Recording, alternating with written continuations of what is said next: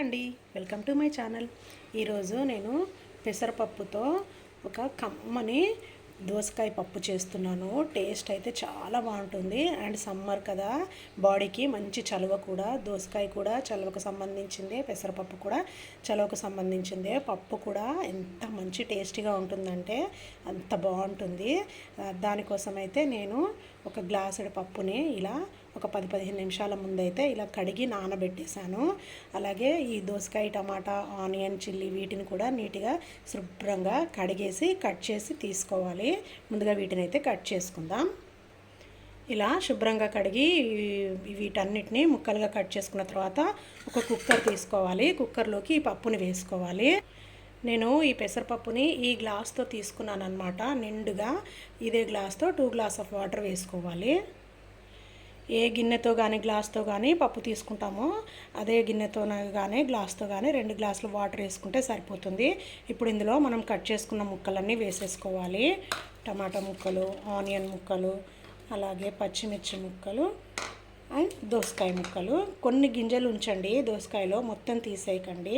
కొన్ని తీసి కొన్ని ఉంచి వేసుకుంటే గింజల్లో పులుపు ఉంటుంది కాబట్టి టేస్ట్ చాలా బాగుంటుంది. ఇందులోనే ఒక 1 స్పూన్ అంతా పసుపును కూడా వేసుకోవాలి. అలాగే కారం చూసుకొని, మీరు పచ్చిమిర్చి వేసుకున్నాం కాబట్టి నేను ఈ స్పూన్తో 2 స్పూన్స్ వేస్తున్నాను. మీరు చూసి ఎంత తినగలరో చూసుకొని వేసుకోండి. అలాగే 1 స్పూన్ అంతా ఆయిల్ కూడా వేసుకోవాలి. ఇలా స్టవ్ ఆన్ చేసుకొని కుక్కర్ని స్టవ్ పైన పెట్టేసుకోవాలి. ఉప్పు వేయలేదు, ఉప్పు పప్పు ఉడికిన తర్వాత వేసుకోవచ్చు. ఇప్పుడు లిడ్ క్లోజ్ చేసేసుకొని 2 విజిల్స్ రానిస్తే సరిపోతుంది. పప్పు ఆల్రెడీ నానింది కదా, పెసరపప్పు ఉడకడానికి పెద్దగా టైం ఏం పట్టదు. 2 విజిల్స్ అయితే వచ్చాయి. స్టవ్ ఆఫ్ చేసేసుకొని ఇందులోని హెయిర్ అంతా పోయిన తర్వాత లిడ్ ఓపెన్ చేసుకోవాలి. ఇలా లిడ్ ఓపెన్ చేసుకున్న తర్వాత ఇందులో రుచికి సరిపడా సాల్ట్ వేసుకోవాలి. మనం ముందు సాల్ట్ వేసుకోలేదు కదా, ఇప్పుడు వేసుకోవాలి. కాస్త చూసి వేసుకోండి, తగ్గితే మళ్ళీ వేసుకోవచ్చు, ఎక్కువగా వేసుకోకండి.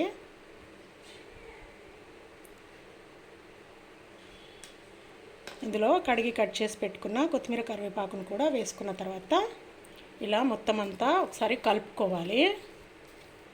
కాస్త గట్టిగా అనిపిస్తే వాటర్ యాడ్ చేసుకోండి. ఈ పప్పు గట్టిగానే ఉంటుంది కానీ చల్లారే కొద్దీ ఇంకా గట్టి పడుతుంది కాబట్టి కాస్త వాటర్ యాడ్ చేసుకుంటే సరిపోతుంది. చూస్తున్నారు కదా, పప్పు ఈ కన్సిస్టెన్సీలో ఉండాలి. చల్లారేటప్పటికి ఇంకాస్త గట్టి పడుతుంది. ఇప్పుడు ఈ పప్పుని పోపు పెట్టుకోవాలి. ఇలా మళ్ళీ స్టవ్ ఆన్ చేసుకొని పోపు గిన్నెని పెట్టేసుకొని ఒక 3 స్పూన్ల ఆయిల్ వేసుకోవాలి. ఆయిల్ని కాస్త వేడెక్కనివ్వాలి. ఆయిల్ వేడెక్కిన తర్వాత 1 స్పూన్ జీలకర్ర, 1 స్పూన్ ఆవాలు వేసుకోవాలి. వీటిని కాస్త చిటపటలాడించి ఎండుమిర్చిని కూడా ఒక 2 ఇలా చించి వేసుకోవాలి. అలాగే ఒక 7-8 వెల్లుల్లిపాయ రెబ్బల్ని ఇలా కచ్చాపచ్చాగా దంచి వేసుకోవాలి.